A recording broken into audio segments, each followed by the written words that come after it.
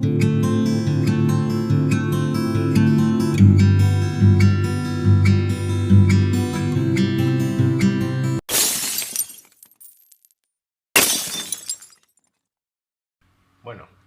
llegado a este punto vamos a ver qué es el mecanismo de una reacción. Lo vamos a ver con un ejemplo. Tenemos la reacción del pentaóxido de dinitrógeno para dar dióxido de nitrógeno y oxígeno. Pero esta reacción no se va a dar en una sola etapa, sino que requiere de más etapas. Esta sería la reacción global. Esta reacción se ha estudiado su mecanismo y se da en estas tres etapas que tenemos aquí. En primer lugar, el pentaóxido de dinitrógeno se disocia en dióxido de nitrógeno y trióxido de nitrógeno. El trióxido de nitrógeno, como podemos ver, interviene en las dos siguientes reacciones, que las tenemos aquí. Por un lado, el dióxido de nitrógeno formado en la primera reacción, en la primera etapa, reacciona nuevamente con el trióxido de nitrógeno para dar monóxido de nitrógeno, oxígeno y dióxido de nitrógeno. Este monóxido de nitrógeno reacciona en la siguiente etapa con otra molécula de trióxido de nitrógeno para dar dos moléculas de dióxido de dinitrógeno. Como podemos observar, el trióxido de nitrógeno formado en la primera etapa se consume en las dos siguientes automáticamente. Esta sustancia, por tanto, se llama intermedio de reacción,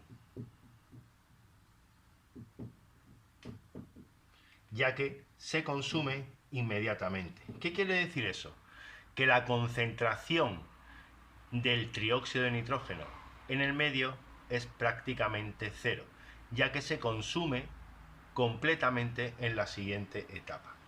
Podemos observar que el monóxido de nitrógeno también se consume en la tercera reacción, en el tercer paso. ¿Qué cosas podemos comentar de aquí? En cuanto a los números de la reacción global, esos son los coeficientes estequiométricos y no coinciden, como ya sabemos, con los órdenes de la reacción. Estas reacciones se llaman reacciones elementales o fundamentales, en las cuales los coeficientes estequiométricos que tienen cada una de ellas sí van a coincidir con los órdenes de reacción de esas velocidades de reacción. Por tanto, una reacción global se da a cabo mediante varias etapas, pasos o reacciones fundamentales. Podemos observar también que la suma de todas ellas nos tiene que dar la reacción global. En este caso, como dos moléculas de trióxido de nitrógeno reaccionan en dos reacciones diferentes, por cada vez que se da cada una de estas reacciones, la primera reacción se da dos veces. Si hacemos esa multiplicación, por tanto, aquí tendremos un 2, aquí tendremos un 2 y aquí tendremos un 2. Con lo que, al final, dos trióxidos de nitrógeno se van con estos dos,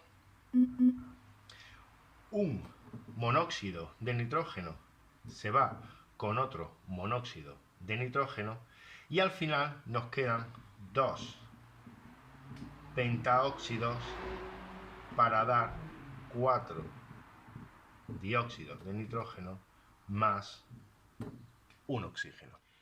El monóxido de nitrógeno es también un intermedio de reacción, por eso cuando aparece en la segunda etapa, en el segundo paso, se consume directamente en la tercera etapa o tercer paso. Tenemos que darnos cuenta también que un dióxido de nitrógeno se va con un dióxido de nitrógeno de aquí y por tanto sí se cumple la reacción global. Importante, los coeficientes de reacción no representan los órdenes de reacción en la ecuación de velocidad y todos estos numerillos que aparecen aquí, que son también coeficientes estequiométricos de cada una de las reacciones elementales, corresponden con lo que se conoce con el nombre de molecularidad. Y sí serían los órdenes de reacción de cada una de las ecuaciones de velocidad de esta reacción. Por ejemplo, para esta reacción, la velocidad se escribiría como la constante 3 por la concentración de NO elevado a 1 por la concentración de NO3 elevado a 1. Pero eso no tenéis que saberlo.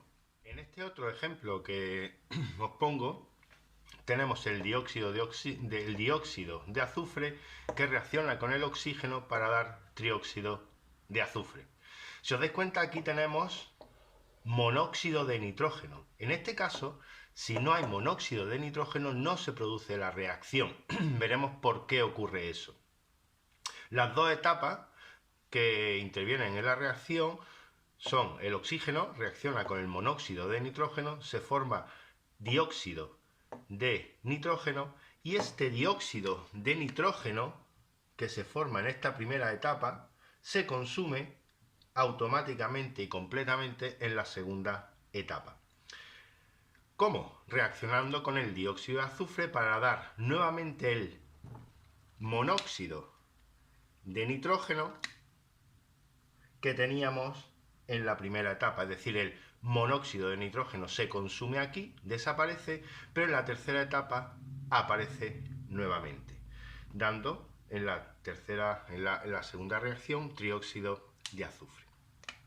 Si nosotros hacemos la reacción global, vemos que este intermedio de reacción se anula, desaparece, se neutralizan, se anulan.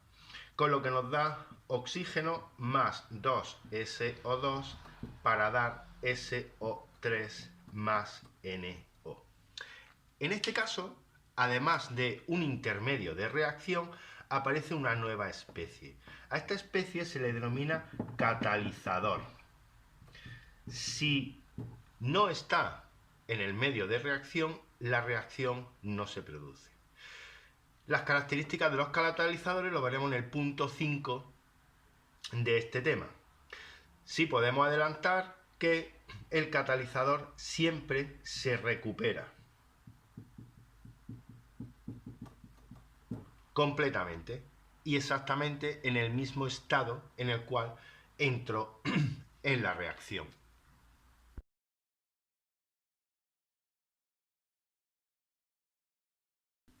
La principal diferencia entre un catalizador y un intermedio de reacción es que el catalizador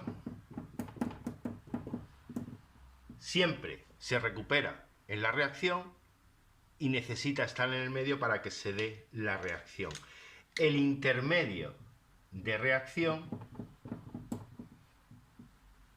aparece en una etapa y automáticamente se consume en la otra y no aparece en la reacción global.